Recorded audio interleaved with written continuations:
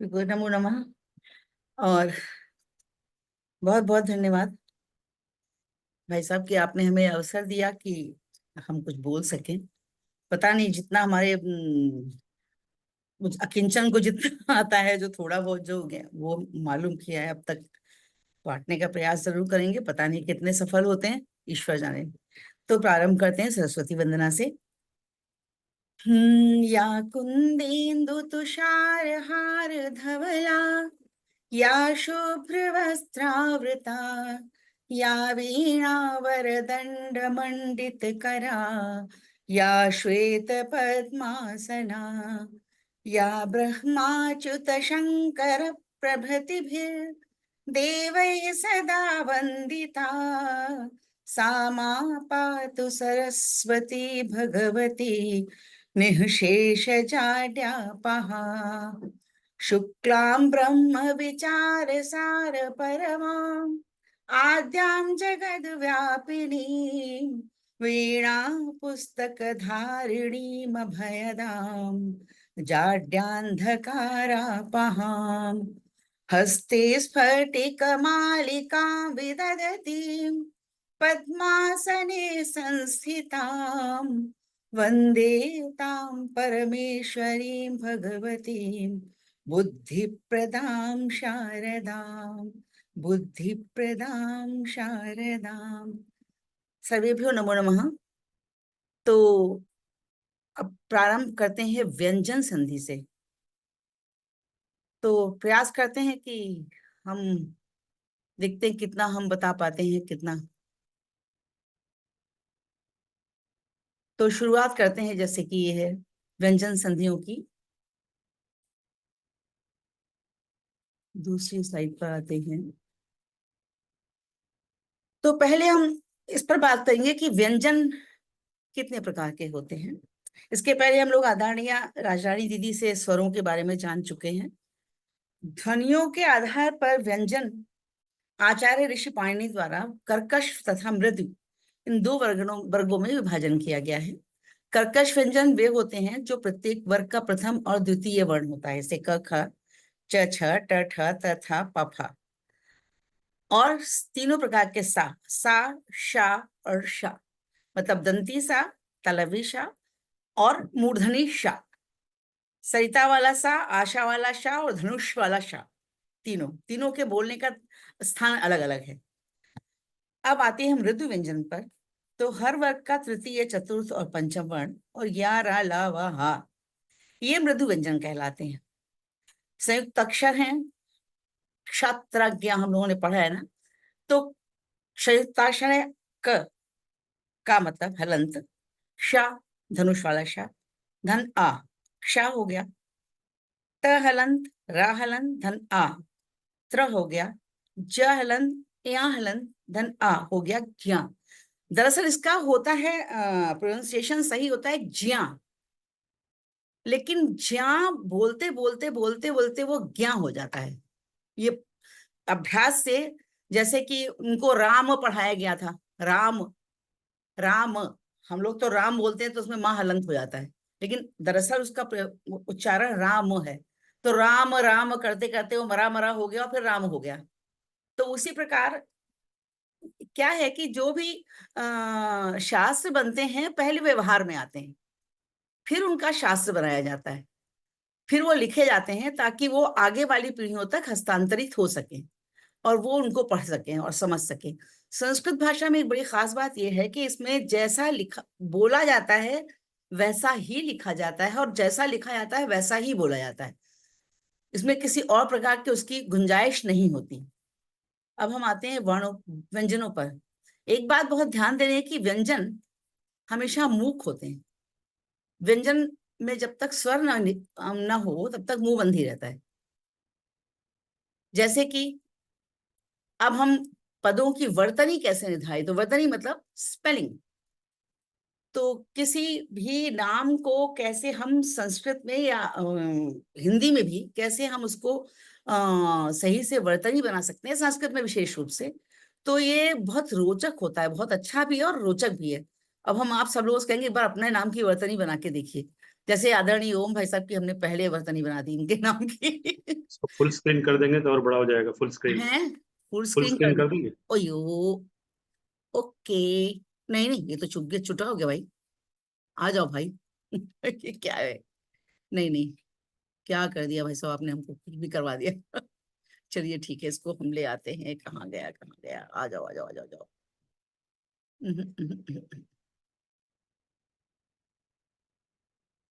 आ गया, आ गया नहीं नहीं पढ़ने में। नहीं नहीं नहीं, वो तो फुल स्क्रीन होगा। फुल और स्क्रीन। ऊपर जाइए। हाँ अब होगा, अब हाँ इसको क्लिक हाँ करिए। हाँ, हाँ। हाँ इसको ही तो क्लिक करे थे, अब आ गया, चलिए ठीक है। हाँ, तो एक बड़ी खास बात है कि ये जो ओम जो पद है, इसको प्रणवाक्षर कहते हैं। क्योंकि ये ही एक जैसा ही कहा जाता है कि ये अनाहत नाद है।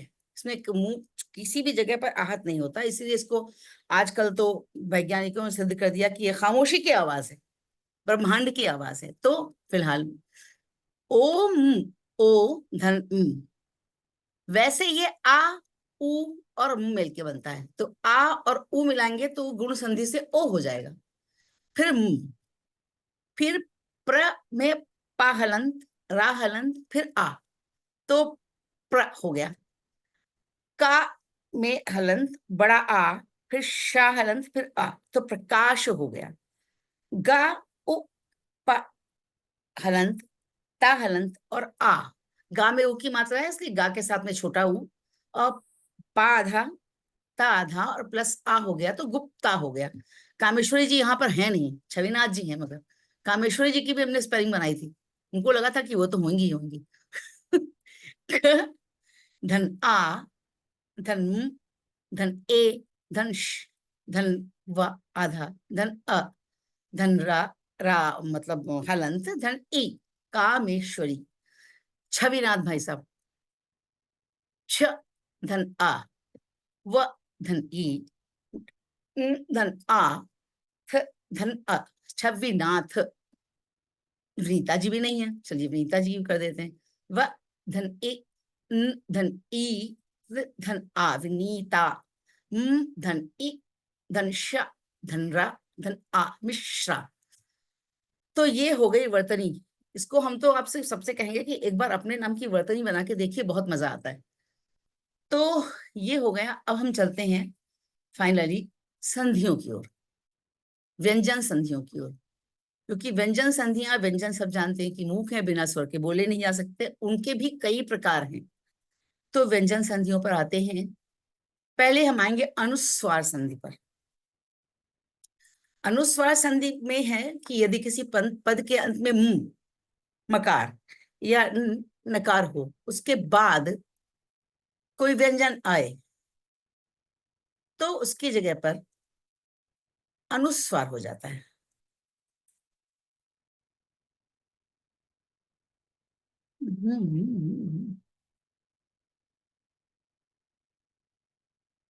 या बिंदी लग जाती है। उदाहरण, अहम प्रातः देवम नमस्करोमि। अहम में मां हलंत है, प्रातः, तो ये मां हलंत के बाद चूंकि ये व्यंजन आया है, कोई भी व्यंजन आता है तो उसकी जगह पर वो बिंदी लग जाती है, अनुस्वार हो जाता है। अहम प्रातः देवम नमस्करोमि, ये मां को फिर बिंदी प्राप्त हो गई, देवम नमस्करोमि।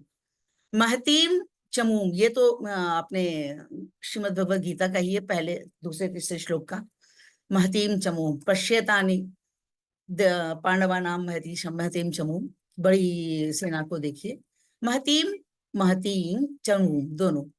वासांसि जीर्णानि यथा विहाय, पढ़ा है सबने।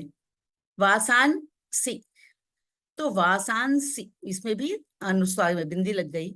यशांसी, इसमें भी बिंदी लग गई। यहाँ पर हमने लिखा नहीं है, लेकिन इसके विपरीत ऐसा होता है कि यदि मकार और नकार के बाद कोई स्वर आते हैं, तो अगर उसके पहले बिंदी लगी होती है तो उसकी जगह पर मुंह हो जाता है। स्वर और व्यंजन में बिल्कुल उल्टा होता है। स्वर में बिंदी अगर लगी होती है तो वो उसकी जगह पर मकार या नकार हो जाता है, और व्यंजन में यदि मकार के बाद कोई स्वर हो तो वो अनुस्वार में बदल जाता है। दोनों एक दूसरे के विपरीत हैं। हालांकि ये अनुस्वार संधि का विषय नहीं है, लेकिन फिर भी हमें लगता है कि इसको बताना उचित था। अब हम आते हैं चौथी स्लाइड, शुत्व संधि। जैसा कि नाम से वो है कि श और च, यहाँ पर एक बात ध्यान देने की है कि श जो है ये भी तालवी होता है और च वर्ग भी तालवी होता है। दोनों ही तालु से बोले जाते हैं, मतलब आपके जबान जो है आपके थोड़ी से तालु पर जाती है, एकदम मूर्धा पर नहीं जाती, तालु पर जाती है।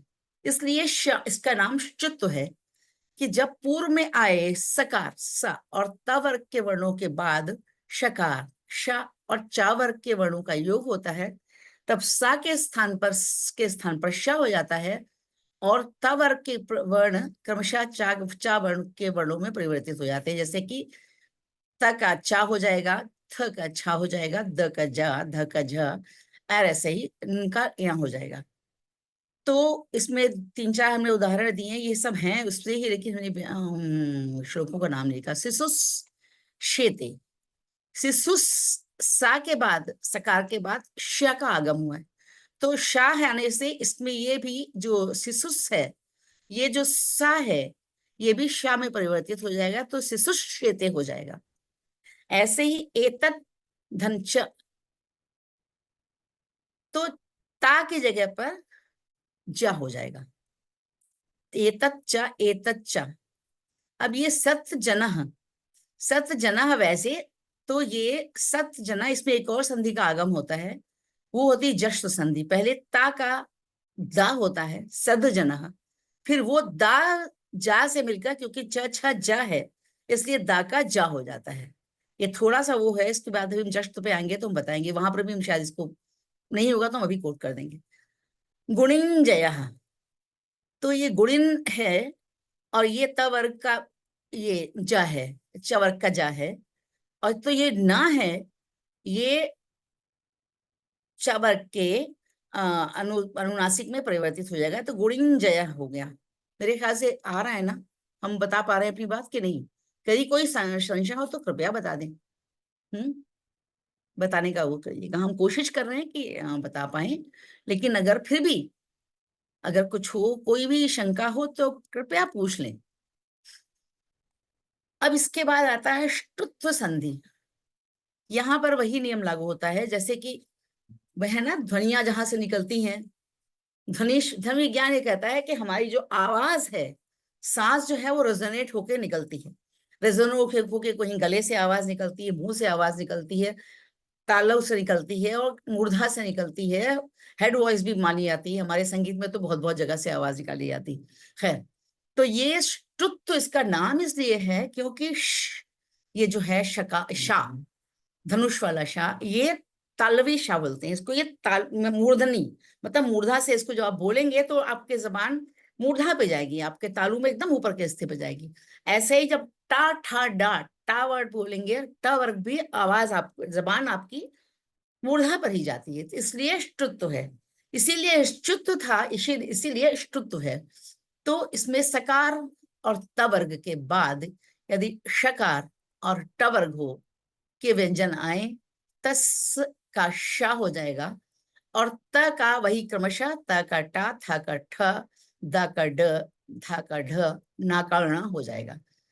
उदाहरण, तत् टीका, तो इसमें तत् पहला वर्ण है, ता का टा हो गया तो तत् टीका हो गया। तद डमरू हो, तो इसमें त द, चूंकि दा तीसरा वर्ण है, इसके बाद डा है, इसलिए तद डमरू हो जाएगा। आकृष्ट, तो ये चूंकि पहला वर्ण है ता का, तो ये शा के बाद ये, तो ये ता को ट प्राप्त हो जाएगा, आकृष्ट। लेकिन इसमें कुछ निषेध भी हैं, जैसे कि तवर्ग के बाद में अगर शा आए तो शुद्ध नहीं होगा, सा के बाद शा आएगा तभी होगा, त के बाद शा आएगा तो शुद्ध नहीं होता है। जैसे भवान षष्ठ, तो इसमें भवान षष्ठ ही रहेगा, और पद के अंत में ट वर्ग का वर्ण हो और दूसरे पद के आरंभ में स हो तो भी ये संध नहीं होती। ठीक, जैसे कि हो गया। अब आते हैं नहीं, शुद्ध के बाद आएगी हमारी।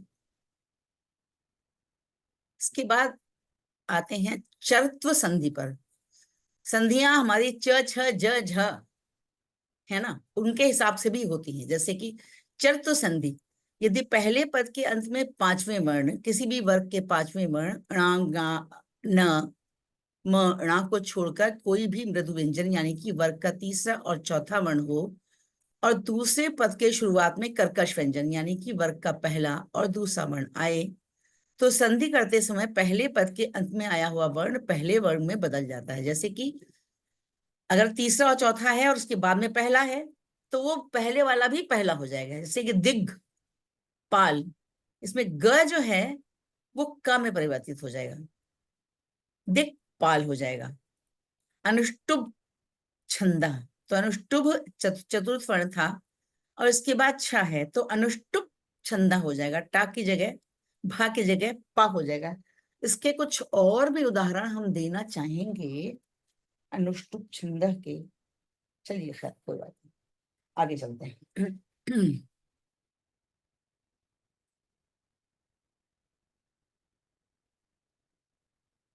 अब आया छत्व संधि। च था शर्त संधि, इसमें पहले वर्ण को प्राप्त होता है। छ है, इसमें छ का आगम होता है, लेकिन इसमें जो भी है ये विकल्प से होता है। इसमें जरूरी नहीं है कि छ हो भी सकता है और नहीं भी किया जा सकता, लेकिन ये संधि का नियम है ऋषि पाणिनि के द्वारा बताया हुआ। छत्व संधि में जब पद के अंत में किसी वर्गीय व्यंजन के बाद शकार या कोई स्वर या ह र व में से कोई वर्ण आता है, तो श विकल्प से छ में परिवर्तित हो जाता है।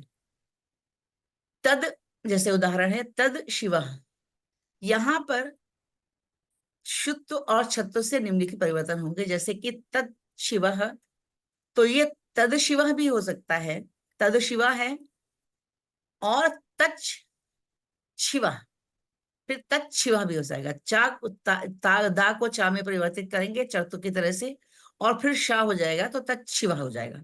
शा को छा में परिवर्तित कर देंगे, तद श्लोकः, तत् श्लोकः, इसमें भी दा चा में हो जाएगा और तश्लोका हो जाएगा। ऐसे ही उच्छ्वासः, उच्छ्वासः, विट शंकरः, तो विट शंकरः। लेकिन यहाँ पर ये ध्यान देने की बात है कि ये विकल्प से ही होती है। मृत शकटिकम जो है, तो ये मशहूर नाटक है मृत शकटिकम, तो इसमें मृत का पहले मृत का मृत शकटिकम होगा, फिर मृत शकटिकम छत्तों से हो जाएगा। जितने भी ये हैं पहले में जश्नों के हिसाब से होगा, फिर छत्तों से होगा। मेरे ख्याल से हम स्पष्ट होकर पा रहे हैं। चलिए अब चलते हैं जश्न पर। चा छा जा पे आ गए। इसका नियम, इसका बहुत ज्यादा प्रयोग होता है संस्कृत भाषा में। जश्न तो संधि के बराबर मेरे ख्याल से और किसी भी संधि का प्रयोग होता नहीं है व्यंजन संधियों में। इसमें पंचम व्यंजन यानी कि किसी भी वर्ग का ण, ञ, ण, न और म को छोड़कर पद के अंत में आने वाले वर्ग के व्यंजनों प्रथम द्वितीय तृतीय चतुर्थ के बाद स्वर वर्ण या मृदु व्यंजन आ जाएं, तो वर्गीय व्यंजन पहले पद के अंत में जो व्यंजन होगा उसके स्थान पर वर्ग का तृतीय वर्ण हो जाएगा। और मृदु व्यंजन जैसे कि हम बता चुके हैं, प्रत्येक वर्ण का अंतिम तीन वर्ण और य व र ल ह। तो इसमें है दिक् अंबर। दिक् पहला वर्ण है, इसके बाद स्वर आया है अंबरः, तो ये दिगंबरः हो गया। जगत गुरु, ता पहला वर्ण है, उसके बाद ग आया है, ता की जगह पर उसी वर्ण का तीसरा वर्ण हो जाएगा।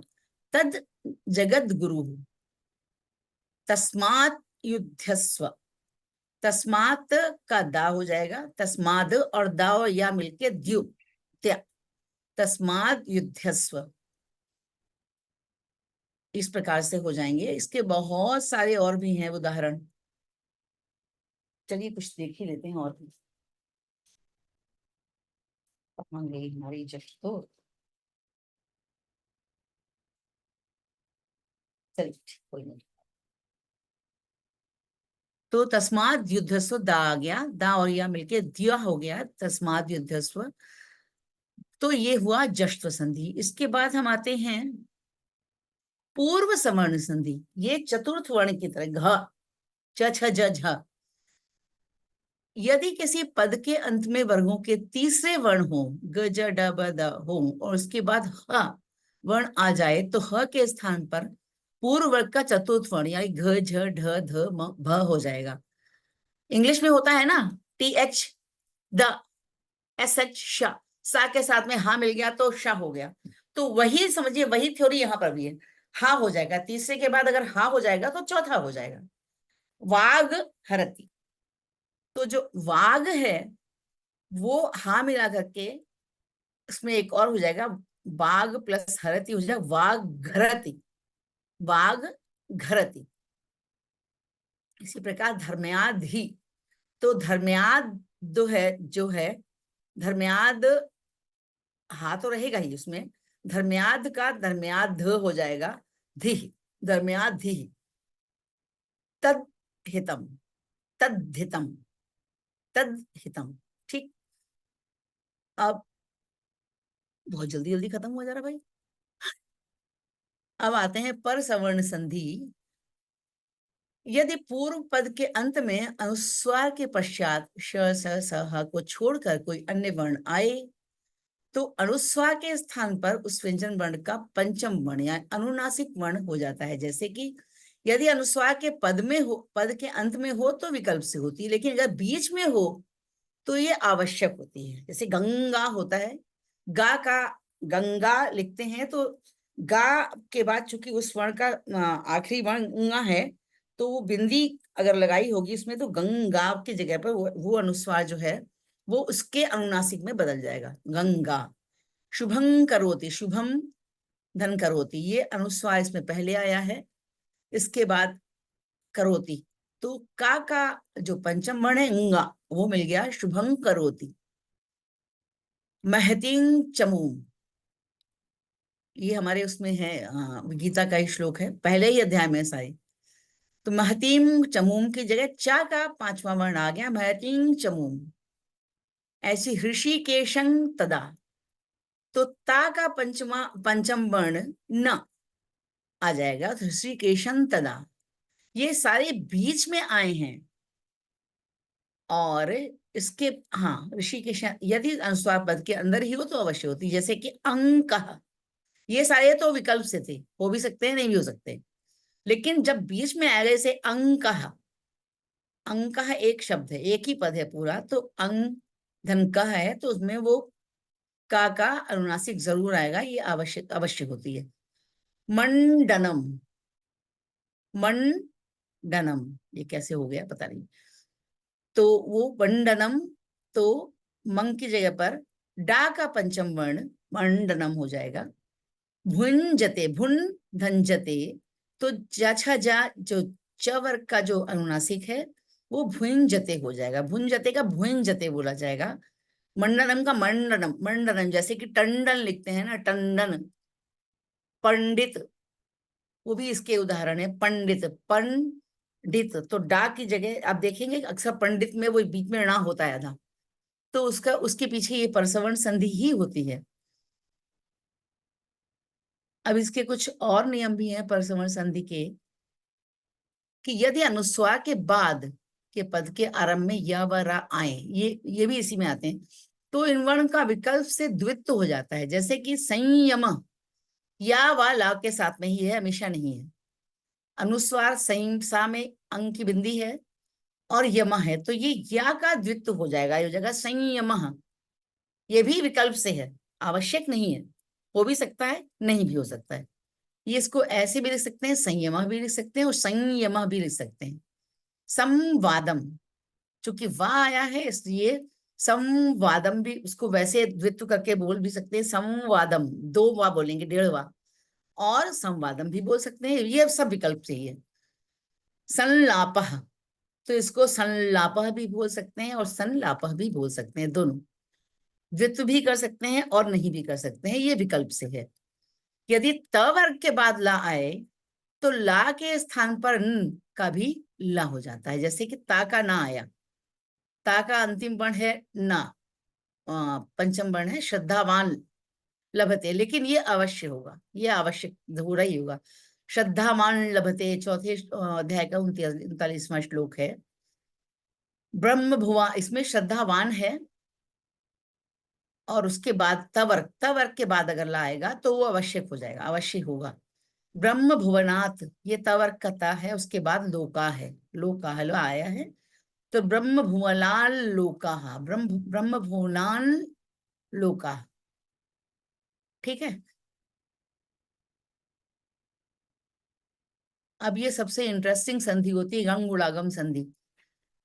इसमें इसके ये है कि ङा, मा और णा, ना, अगर इसके बाद ङा मतलब कवर्ग का अनुस्वार, अनुनासिक, टवर्ग का अनुनासिक और तवर्ग का अनुनासिक, णा णा, और ना के तुरंत बाद, तुरंत पहले ह्रस्व वर्ण आए और उसके बाद कोई स्वर वर्ण आ जाए तो इसका द्वित्व हो जाता है, इन दोनों का द्वित्व हो जाता है, इन तीनों का, इनका द्वित्व हो जाता है, इसलिए इसका नाम गुणागम, उनका आगम हो जाएगा। जैसे एतस्मिन एव, तो यहाँ पर जो चूंकि स्वर है ए और ना है पहले वर्ण का, पहले पद का अंतिम वर्ण ना, तवर का ना है इसमें, इसलिए एतस्मिन एव हो जाएगा, इसका द्वित्व हो जाएगा। सर्वस्मिन अपि, सर्वस्मिन अपि, कुर्वन्नेव, कुर्वन् एव, कुर्वन्नेव। तो इस प्रकार से ये हो गई णं गुणागम संधि, और ये हमारी अंतिम संधि थी इसमें आज के हमारे इसमें, और हमें लगता है कि हमने बहुत जल्दी खत्म कर दिया। बोलते गए कोई वो नहीं हो रहा है ना। स्टॉप शेयरिंग, चलिए ठीक। तो यदि किसी की कोई कुछ भी अगर शंका हो या कोई प्रश्न हो तो स्वागत है। मेरे ख्याल से हम शायद समझा पाने में सफल हुए होंगे, और नहीं होंगे तो हम बता देंगे अभी कुछ भी, कहीं भी कोई भी दिक्कत हो तो। बहुत बहुत ठीक है धन्यवाद। दीदी। आपने बहुत अच्छी तरह समझाया व्यंजन संधि और उनके प्रकार। तो अब आप अभी एक आधी संधियां छूटती हैं जो हमने विसर्ग संधि के साथ में रखी है, क्योंकि विसर्ग संधियां तो केवल 4 प्रकार की हैं, तो उसमें हम 1 घंटा कैसे काटेंगे, तो 1-2 संधियां उसमें हमने ट्रांसफर कर दी अगले, तो उसमें व्यंजन जो संधियां आज बहुत सारी हैं। तो आज जो चर्चा हुई ये तो बड़ा गहरा विषय है। अगर बहुत विस्तार में संधियों का अध्ययन करना चाहें तो पूरा 1 सेमेस्टर उसके लिए चाहिए, तो उतना तो हमारे पास समय है नहीं। तो थोड़ा सा परिचय हो जाए, ये हमारा उद्देश्य है। तो आज जो आदरणीय आशा जी ने हमें बताया, तो उसका लेकर कोई आपका कोई प्रश्न हो या कोई टिप्पणी हो तो बताएं। आशा जी बहुत जी बहुत बस, धन्यवाद। जी बस। अच्छा, मलिक जी पूछ रहे हैं, मलिक जी बात कर ले फिर करता हूँ। हाँ मलिक जी बताइए।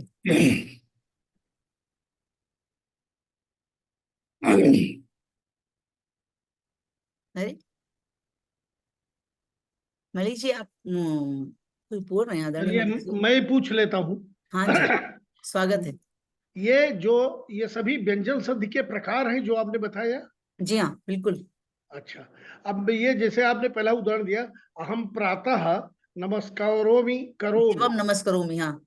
हाँ, तो अहम अलग शब्द है, प्रातः अलग शब्द है। हाँ ये संधि कहाँ से होगी? माने ये तो अलग अलग शब्द है ना, एक जुड़ा रहता तो होता अहम अलग है प्रातः, तो अहम धन प्रातः कैसे होगा? ये ऐसा है कि यदि अहम के किसी भी मकार और नकार के बाद यदि व्यंजन आता है तो उसकी जगह पर बिंदी लग जाती है, इसीलिए उसको अनुस्वार संधि कहा गया है। और यदि उसके बाद स्वर आता है, इसीलिए हमने बोला, तो उसके बाद यदि स्वर आता है और उसके पहले बिंदी लगी होती है तो वो मकार या नकार को प्राप्त हो जाता है।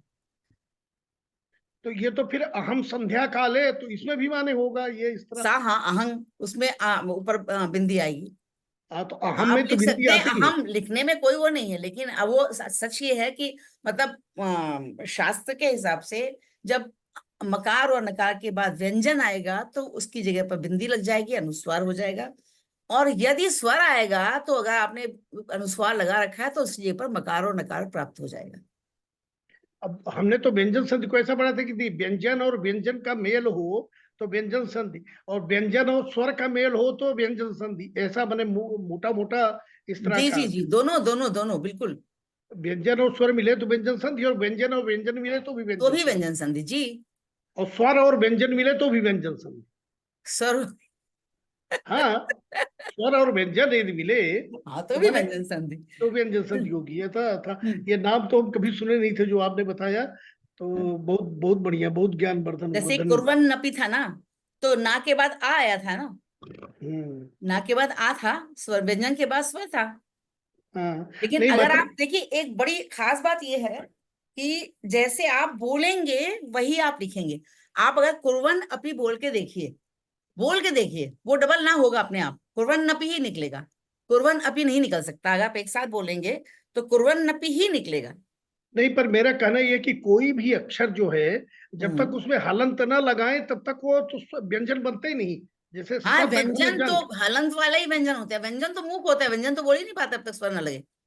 बिना व्यंजन में हलंत आवाज लगाए। कहाँ से आएगी? व्यंजन में आवाज तो स्वर की होती है। हम्म।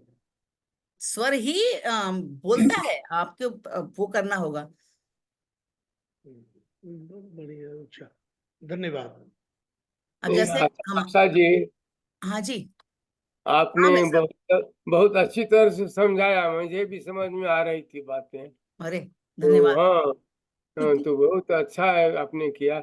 इसका पावर पॉइंट जरा भेज देंगे क्या हम लोग को, और रेफरेंस कोई ग्रामर की किताब हो तो हम लोग उसको जरा, ग्रामर की किताब तो संस्कृत की बहुतेरी उपलब्ध है मार्केट में, बहुत सारी। बहुत सारी हैं। अच्छा, वैसे ठीक है। अगर आपको गीता के संदर्भ में देखना हो स्पेशली, जो कि हम लोग का आज मतलब वो लक्ष्य ही गीता पढ़ना है, तो आप संस्कृत भारती की साइट पर जाइए। संस्कृत संस्कृत भारती। भारती, ओके। संस्कृत भारती। उसकी स्पेलिंग संस्कृत है, एम है, ऐसे एम है। संस्कृत भारती दिल्ली में है। नहीं उनकी जो गीता, पुस्तकें हैं। मैं हाँ? एक बात बोलूं, जी। गीता व्याकरण भी एक पुस्तक आई है, हाँ, पर उसमें उदाहरण बहुत नहीं है, दो दो उदाहरण है। बहुत ज्यादा नहीं है। इस गीता गीता व्याकरण है, प्रवेशा, इनकी जो गीता गीता के प्रवेशा ही है ना दीदी। उदाहरण है। हाँ। बहुत अच्छी पुस्तक है गीता व्याकरण। हाँ, ये इसमें दीदी जो ये गीता प्रवेशा है, 2-3 भाग में है गीता प्रवेशा करके। तो उसमें आपको सारी ग्रामर अच्छे से मिल जाएगी। पूरी जितनी संधियां हैं, बहुत विस्तार में है, हम उतना विस्तार में लिख नहीं पाए। नहीं नहीं, क्योंकि हमारे विस्तार लिए तो तो नहीं पावर चाहिए। पॉइंट बनाना ही कठिन काम था, वो हमने बना लिया, बड़ी बात हो गई हमारे लिए तो। आप व्हाट्सएप बहुत पर डाल सुंदर दे पावर सकते हैं, पॉइंट बनाया मैं आपने, नोट नहीं बहुत कर नहीं, अच्छा। पाया इसमें हूँ। इसमें योगदान भाई साहब का भी, ओम भाई साहब का। इन्होंने उसको सही से अरेंज किया। हम तो पता नहीं कहाँ से कहाँ जा रहे थे, कहीं चढ़ तो है तो कहीं छत तो है। तो उसको क्रम में लगाने का कार्य भाई साहब ने मुझे दिखाया कि ऐसे मैंने किया है, ताकि हम आगे से कर सकें, अगली बार वाला मैंने कर लिया। मैं जो प्रश्न द्विवेदी जी ने किया था, हम्म। वो एक बहुत बड़ा इम्पोर्टेंट प्रश्न है। तो जैसे इन्होंने कहा कि हम प्रातः, ये दो अलग अलग शब्द है ना। हम्म। तो जो हम लोग हाई स्कूल में थोड़ा बहुत पढ़े हैं, हम्म। तो भूल भाल गए। तो हमारे जो जिन्होंने हिंदी में संधि पढ़ी है, जैसे हम लोगों ने हिंदी में संधि पढ़ी है, हम्म। तो हमारी एक ऐसी मन में ये भाव बैठ गया है कि जब हम्म। संधि करते हैं दो शब्दों तो की, तो मिलके वो एक हो जुड़ जाते हैं। जाते हैं।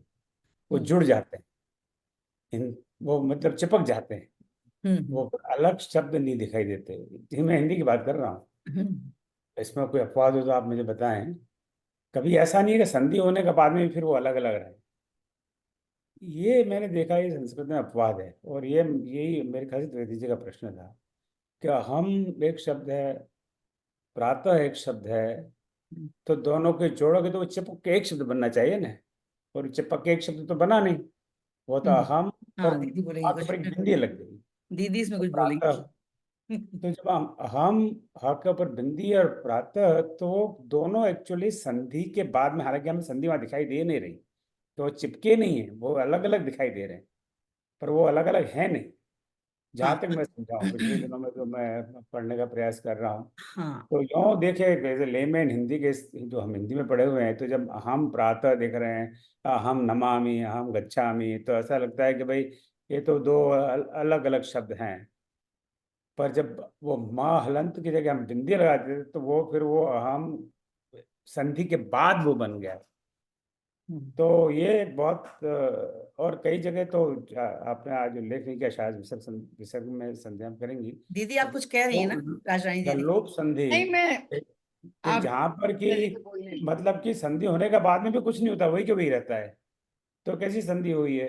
तो ये चीजें है ना, संस्कृत ये व्याकरण में हिंदी व्याकरण से बहुत अलग है। कुछ नहीं, कुछ अपवाद हैं जो महर्षि पाणिनि ने बनवाए हैं, ये नियम उनके बनाए हुए हैं।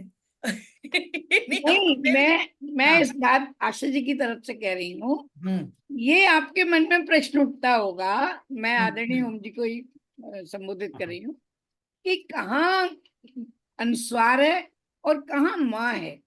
तो सामान्य पाठक के मन में एक जिज्ञासा रहती है कि कहाँ तो हम अनुस्वार लगाएं अहम पे और कहाँ अहम में माँ लगाएं। तो ये आशा जी ने उसका नियम बताया कि कहाँ माने अनुस्वार आएगा, और जब अंत में शब्द आता है सुंदरम तो माँ आता है, और अगर सुंदरम बीच में आएगा तो उसमें अनुस्वार आएगा, क्योंकि सामने व्यंजन है। ये हाँ, अनुस्वार का उन्होंने नियम बताया हाँ, है, तो यहाँ संधि पर उसका नियम नहीं है, अनुस्वार का नियम। अनुस्वार संधि है ये। तो अनुस्वार संधि किस हुई ना, प्रकार से आता है ये? पर संधि हुई ना वो, हाँ है ना? नहीं, संधि का अर्थ है ध्वनि विकार आना। 4 प्रकार से संधि मैंने भी बताया था, मैं आदरणीय आशा जी से क्षमा, मैं प्रसंगवश कह रही हूँ। आगम भी होता है, लोप भी होता है, परिवर्तन भी होता है और आदेश भी होता है। 4 तरह से संधि संधियां होती हैं। हाँ। कन्वर्ट होती है। तो उसमें अलग अलग बातें हैं, केवल जोड़ नहीं है, जोड़ नहीं। 4 चीजें घटित होती हैं। मैंने तो मेरा प्रश्न फिर मुझे और कंफ्यूजन हो गया। तो मैं जब हम लिखते हैं अहम गच्छामि, तो वहां पर अहम के ऊपर मक अहक बिंदी लगेगी, बिंदी लगेगी ना? बिंदी लगेगी। तो मानो मैं बिंदी नहीं लगाता हूँ, मैं अड़ जाता हूँ, मैं तो सिर्फ अहम ही लिखूंगा हलंत के साथ, और गच्छामि अह माँ हलंत के साथ गच्छामि, तो गलत वाक्य है। इसका मतलब आपको संस्कृत के नियम का ज्ञान नहीं है। नहीं तो गलत नहीं, वाक्य हुआ ना? हाँ, वो नहीं लिख नहीं, देते हैं, गलत वाक्य हुआ ना वो। लेकिन हाँ, वो ये है कि नियम अनुस्वार का नियम है वो। हाँ, तो संधि का नियम नहीं है। कहलाएगा स्वर संधि। नहीं नहीं, नियम तो यही संधि बात का मैं ही आपसे है। जानना, वो नियम तो संधि अनुस्वार का का ही है। नियम है या वो संधि का नियम है, ये मैं जानना चाह रहा हूँ आपसे। वो संधि का नियम है कि नहीं, हाँ या ना, मैं ये जानना चाहता हूँ बस। संधि का ही नियम माना जाएगा सर। अनुस्वार संधि, तो संधि का संधि मतलब में जोड़ना ही जैसे हुआ ना, तो हाँ। नहीं, संधि हाँ, में 4 घटनाएं होती हैं ना। ये तो दीदी बता रही थी कहीं स्पष्ट आगम रूप से। ये होता हाँ है, बता कहीं दीजिए, लोप होता है, कहीं वो आदेश तो होता है। वो सब ठीक है। मैं कहता हाँ। हूँ, मैं जब आप अहम अह हलंत माँ की जगह अह के ऊपर अनुस्वार लगा देते हैं, तो आप अहम और गच्छामि में संधि कर रहे हैं, नहीं कर रहे? ये मेरा प्रश्न है। वो अनुस्वार संधि या किसी भी प्रकार की संधि है, उससे मुझे मतलब नहीं है इस समय, इसमें ये अनुस्वार का नियम है, बस संधि है अनुस्वार नहीं, मैं लगाने का। प्रश्न जमा संधि है कि नहीं? नहीं, कहलाएगा तो संधि। ऐसा तो हम नहीं संधि कह है रहे ना? हैं, पाणिनि जी बोल गए, उनकी बात को तुम कह ही नहीं सकते। ओ संधि, अब हम पाणिनि के पास कहाँ जाएंगे? हम तो आशा जी के पास नहीं, जाएंगे और अभियान जी के पास जाएंगे। उन्हीं पाणिनि से जी पढ़ से के हमने हमें, बताया आपको। पाणिनि जी से हमें कोई लेना देना नहीं है इस समय। हमें नहीं, तो ये संधि नहीं, नहीं होगी।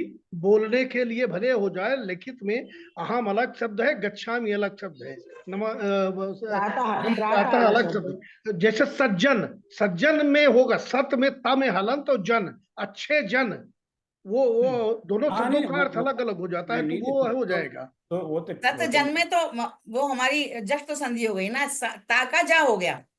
आप सत और जन बोल के देखिए एक साथ, ये बड़ी खास बात है कि ध्वनियों के आधारित है चूंकि। अब विषय सत विषय को जन बोलिए तो सज्जन बोलते बोलते सज्जन ही जा ही निकलेगा, ता नहीं अब निकलेगा कभी।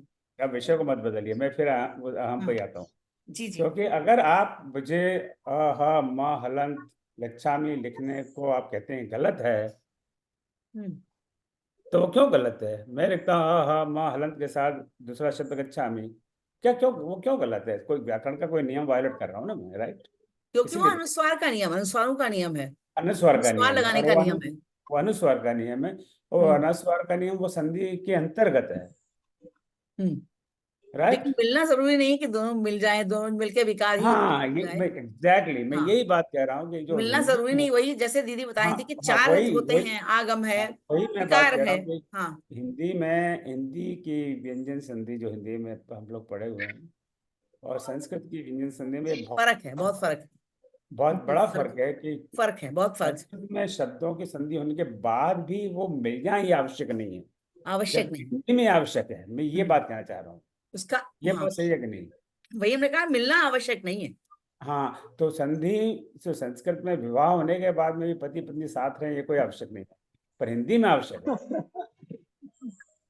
तो हिंदी में कोई, आप मुझे, आप सब हिंदी के विद्वान हैं, मेरा तो आपको पता है कोई ज्ञानवान है नहीं, वही जो 60 साल से भी ज्यादा हो गए मुझे ये सब पढ़े हुए। 1900 लास्ट टाइम मैंने हिंदी पढ़ी थी 1965 के आसपास। आप गणना कर लो कितने साल हो गए, 48 साल हो गए। तो 48 साल के बाद में कितना याद रहेगा, आप सोच सकते हैं। तो मैंने जो पढ़ा था व्यंजन संधि या कोई भी संधि के बारे में, जब संधि होती है तो दो शब्दों के बीच में संधि होती है, दो जुड़ते हैं और जुड़ते हैं फिर वो चिपक जाते हैं, वो देखने में एक शब्द लगता है। हिंदी में हमने ये पढ़ा था, इसका कोई अपवाद है कोई हिंदी में? आप लोग बताएं। इसमें तो ये दो देखिए, शब्द वो जो है संधि उसमें और वो क्या जुड़े है, नहीं। वो जो एक होते हैं सर, वो विकार उत्पन्न हो जाता है उसमें, उसको विकार मतलब बोलते हैं हम संस्कृत की भाषा में। कॉम्प्लिकेटेड वर्ड यूज मत करिए। मुझे हिंदी का एक एग्जांपल बताइए कि दो शब्द के बीच में संधि हो रही है, उसके बाद में वो अलग अलग लिखे जा रहे हैं, बीच में स्पेस है ये अनुस्वार में कोई ही कारण? होता है और कहीं नहीं होता है। तो ये संस्कृत और हिंदी में, ये मैं समझता है व्याकरण में बहुत बड़ा फर्क है कि जब हिंदी में व्यंजन संधि होती है, और आप प्लीज करेक्ट में, आई में भी कम्प्लीटली रॉन्ग, बाद में भी आप मुझे कोई उदाहरण भेजिए कि जब जब हिंदी में संधि होती है तो दो शब्द जुड़ जाते हैं, चिपक जाते हैं, एक शब्द बन जाता है। पति पत्नी एक हो गए, हम दो शरीर एक आत्मा, क्या दो आत्मा एक शरीर, क्या है जो भी है। पर संस्कृत में ये आवश्यक नहीं है, दो शब्द संधि होने के बाद में भी वैसे के वैसे रह सकते हैं और बीच में स्पेस रहेगा, या थोड़ा परिवर्तन हो गया, हलंत की जगह ऊपर बिंदी लग गई, पर फिर भी अलग है। ये मैं समझा हूँ। अब इसमें मेरी जी समझ में गलतफहमी है। जी जी और ये विषय इसीलिए विचारणीय है, ये हाँ, विषय विचारणीय है, इस पर विचार करना चाहिए। आप इसे विचार करिए और मुझे कैसा पाणिनि जी ने क्यों लिख दिया भाई, नहीं, मैं ये तो क्वेश्चन पे नहीं, जाना मैं पड़ेगा। क्वेश्चन नहीं कर रहा, मैं समझने का प्रयास कर रहा हूँ। मैं हाँ, कौन सही बात है, क्वेश्चन करने का, लेकिन मिलना मैं जरूर आवश्यक नहीं है भाई। हाँ, तो इवन संधि में पिछले 1.5-2 साल से मैं भी इधर उधर के वीडियो देख रहा हूँ, मैं भी पढ़ रहा हूँ थोड़ा बहुत। तो कई जगह मैंने ऐसा देखा है संस्कृत की संधि में कि दो शब्द आ गए और संधि हो गई और कुछ भी परिवर्तन नहीं हुआ। तो वो संस्कृत की अपनी एक विलक्षणता है। वो पर जो हिंदी मीडियम से जो थोड़ा बहुत 1-2 साल पढ़ के आ रहे हैं, तो हम लोग, मेरे जैसे अल्प बुद्धि वाले एकदम कंफ्यूज हो जाते हैं कि ये क्या जगह संधि है पर अलग अलग कैसे है।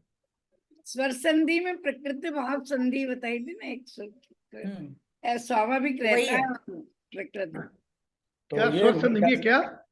प्रकृति मेरे भाव ख्याल से हिंदी में ऐसा नहीं होता। स्वर संधियों में भी होता है, स्वर संधि में प्रकृति भाव में ऐसा ही होता है। हाँ, तो संस्कृत में होता है पर हिंदी में नहीं होता। हाँ हाँ सर, लेकिन अभी तो हम लोग संस्कृत ही पढ़ रहे हैं ना, तो हमें संस्कृत ही पढ़नी पड़ेगी भाई। ठीक है, तो थैंक यू। आप इस पर थोड़ा विचार करें। आप वैसे आपने सम्मति दे दी नहीं, है। इसका हम आपको पाणिनि जी का सूत्र बता सकते हैं, लेकिन अभी उसके सूत्र को, क्योंकि उसका विस्तार में जाना बड़ा कठिन है और वो बहुत जटिल भी है। देखिए आशा जी, हमें जितना सरल उतना सरल करना है। हाँ, इसीलिए सरल भाषा में, वो उसमें सूत्र तो नहीं, बहुत सारे सूत्र हैं ना, नहीं जा इस सकते। सिलसिले में हालांकि हम संस्कृत के बहुत गुणगान करते हैं कि ऐसा नहीं, हम बहुत ही कौन से विद्वान भाषा है सर, है, बहुत हम भी कंप्यूटर में कोई use विद्वान होती विद्वान है। नहीं, पढ़ ही रहे हैं। पर फ्रैंकली स्पीकिंग ये सब फॉल्स है। कंप्यूटर कहीं यूज नहीं होती है, ये सब बकवास है। I am very sorry about it. मैं बड़े बड़े कंप्यूटर साइंटिस्ट को जानता हूँ, और अगर संस्कृत सबसे सरल भाषा है, तो हम लोग क्यों नहीं पढ़ते? राइट? तो वो नहीं, सरल भाषा नहीं है वो। सरल भले बिल्कुल वो नहीं है बहुत साइंटिफिक ना। हो, भले वो भी हो, पर वो सरल नहीं है। पर हम इस तरह का मिथ्या प्रचार करते हैं। पर वो हिंदी हम सबसे बढ़िया भाषा है और हम जैसा लिखते हैं ऐसा बोलते हैं, पर बाकी भाषाओं का ज्ञान है कि हमको रशियन, जर्मन, फ्रेंच, स्पेनिश, तो कंपेयर करने के लिए हम दूसरी भाषाओं का ज्ञान होना चाहिए। हमें 20 भाषा का ज्ञान हो तब हम कह सकते हैं भाई हिंदी सबसे श्रेष्ठ है। भाषा एक ही जानते हैं हिंदी, उसी के गुणगान गाते रहते हैं, और भाषाओं का ज्ञान हो तब हम कंपेयर करते हैं। हमें अपनी भाषा का नहीं गुणगान सर, गाना वो तो चाहिए, पर इसका नहीं कि और की निंदा करेंगे हम सबसे बढ़िया हैं।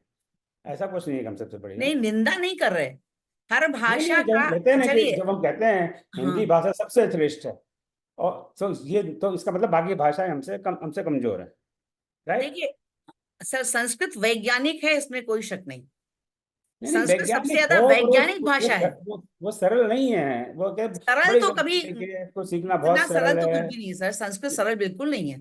वो हाँ आने पर और चूंकि हम लोग को पढ़ाई नहीं गई, अभी हम लोगों की भाषा ये नहीं, एक समय में संस्कृत ही चलती थी, संस्कृत ही बोलचाल की भाषा थी, तो हजारों साल पहले वो उसका संस्कृत ही लोप क्यों चलती हुआ? थी। अब ये उसका तो लोप इन्वेडर्स आए और सब भाषाएं सब बदलती गई, सब वो गपड़ चौथ हो गया। हिंदी अपने आप में दरअसल कोई भाषा है ही नहीं, तो अगर आप क्या हिंदी को कहिए और तो कोई प्रश्न वो आज तो के सबका मिला जुला है। वक्तव्य पर? और सब में सर, सब में ना जैसे कि हम ये कह रहे थे कि तालवी है, तालवी शाह है, ये है, और ये सा है, और वो शाह है, तो ऐसा सर इंग्लिश में भी होता है। हर भाषा में जो फोनिक्स हैं उनका अपना महत्व होता है। अब जैसे कि चलिए छोड़िए, उदाहरण के तौर पर लेते हैं, इंग्लिश में वाह के लिए कितने व्यंजन, कितने अल्फाबेट्स हैं? वाह, वाह के लिए कितने हैं? वी और डब्ल्यू, है ना? लेकिन दोनों का उच्चारण कैसे होता है? वो ये शब्द है फोनिक्स का, जो कि संस्कृत में सबसे ज्यादा वैज्ञानिक है। वी हम बोलेंगे तो आपका दांत जो है आपके होठों पे लगेगा, वी, वैट, ठीक है। वाइब जब भी बोलेंगे तो वाह, वो आपके दांत जो है आपके होठों पर छुएंगे ही छुएंगे। लेकिन जब आप डब्ल्यू बोलेंगे तो कुछ नहीं होगा, वाओ, उसके पहले आपका ऊ जैसा मुंह बनेगा और निकलेगा आ, वाओ, है वाह ये भी, है वाह ये भी। लेकिन ये जो फोनिक्स हैं ये हमारे संस्कृत में सबसे ज्यादा वैज्ञानिक हैं, इसीलिए हम कहते हैं, क्योंकि वैज्ञानिक फोनिक्स के विषय में तो सबसे ज्यादा, जहां से जैसे स्वर निकलेगा वो अब आपको स्थान बता सकते हैं कि आपका ये जो अमुक स्वर या अमुक व्यंजन आपके मुंह के किस भाग से निकल रहा है। इतना ज्यादा विज्ञान है, हर भाषा का अपना विज्ञान होता है, हर भाषा की अपनी विशेषताएं होती हैं। लेकिन हम ये कहेंगे संस्कृत अभी भी सभी लोग मानते हैं, हम अकेले थोड़ी मानते हैं, सभी लोग मानते हैं कि संस्कृत इस मामले में बहुत रिच है, सबसे बहुत बहुत रिच है, बहुत ज्यादा वैज्ञानिक है, इसीलिए सबसे ज्यादा कंपैटिबल है कंप्यूटर के लिए, ऐसा माना जाता है। क्योंकि हमें ना तो कंप्यूटर का इतना ज्ञान है ना संस्कृत का इतना ज्ञान है, लेकिन सुना है और पढ़ा है, तो ये है। इसलिए तो व्यंजन संधि पर कोई प्रश्न आशा जी के लिए? चलिए बहुत बहुत धन्यवाद। तो समय आशा जी ने, आपने बड़ी मेहनत की, बहुत अच्छी नई नई चीजें बताई, हमको तो पहले पता ही नहीं था इनका। अरे तो भाई अब साहब, उसको हमें भी कौन समझाने सा में पता था, हम तो अभी मैं पढ़ रहे मैं हैं। तो मैं तो व्यंजन का मतलब वो 56 भोग वाले व्यंजन समझ रहा था, आपने तो लिस्ट कर दिया। अब कभी जब आने का समय हो गया है। उसको खिलाइएगा तो ज्यादा समझ में आएगा। भाई साहब लखनऊ आ जाइए, खिला देंगे जरूर, भोपाल से लखनऊ आना पड़ेगा। चलिए बहुत बहुत धन्यवाद। और अगले सप्ताह फिर इसी श्रृंखला को आगे बढ़ाएंगे। तो एक दो व्यंजन संधि जो रह गए हैं, जो व्यंजन में जो डेजर्ट रह गया है वो आगे पर अगले सप्ताह आगे में परोसेंगे। परोसा जाएगा। और पर उसके साथ में फिर जो जो जो गुजराती में कहते हैं मुखवास या सौंफ वगैरह खाते हैं, सुपारी उपाड़ी, तो विसर्ग संधि के रूप में वो परोसेंगे अगले सप्ताह। तो व्यंजन संधि और विसर्ग संधि का भी बहुत ज्यादा प्रयोग है भगवद गीता में, श्रीमद् भगवद गीता में। बहुत ज्यादा हर जगह। और विसर्ग संधि तो खैर हिंदी में तो है ही नहीं, मैं तो ये कहूँगा विसर्ग ही नहीं, एक दो शब्द, दो चार शब्दों को छोड़कर विसर्ग का करीब करीब हिंदी भाषा में लोप हो चुका है।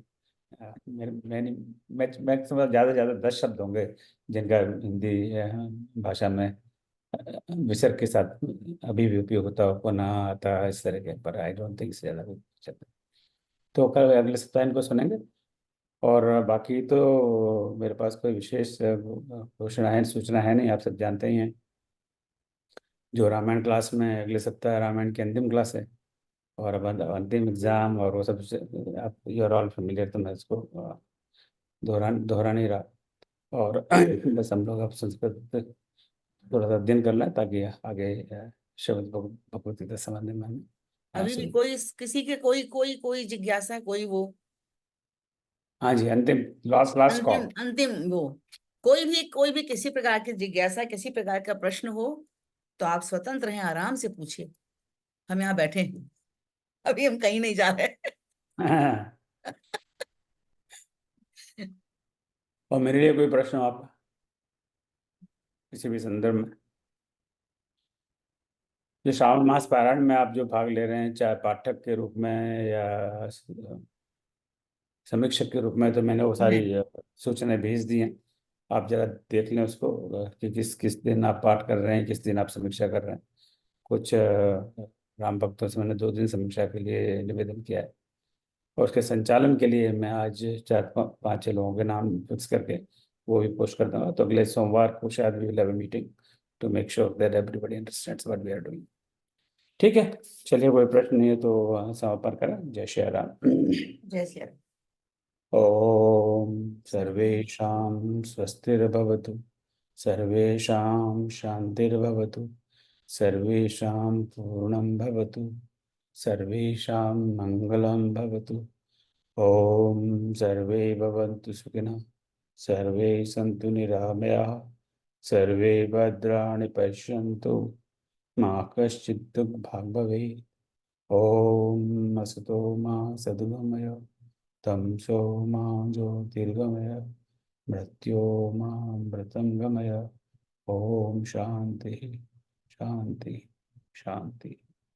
जय श्री